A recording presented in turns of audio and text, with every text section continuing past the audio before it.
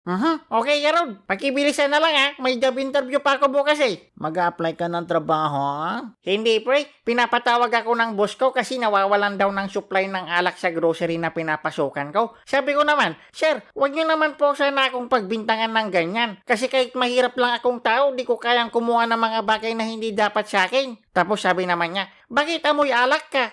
Tapos sumagot ako, sabi ko, sorry boss. Kaya ayun, baka tanggalin ako sa trabaho. Hiring ba kayo? Anong hiring? Di mo kakayanan mga trabaho namin dito, no? Ano ka ba? Kaya ko lahat. Kahit ako na yung driver niyo, kaya ko yan.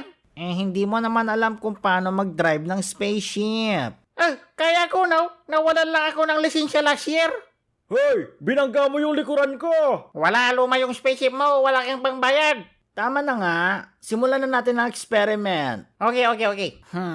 Mr. Douglas Enye Tumagay of Earth 32B. Ano masasabi mong kinakatakutan mo bilang tao? Kinakatakutan? Parang wala naman. Ligo? Okay. So takot maligo ang mga tao sa inyo? Ganun nga yun, pre. Lahat kami. Okay. So meron ba kayong kahinaan? Sa akin siguro ayoko masyado magtrabaho. Tapos gusto mo mag-apply sa amin? Masibag akong tao eh. Akala ko ba ayaw mo magtrabaho? Nakakatamad kasi, pre.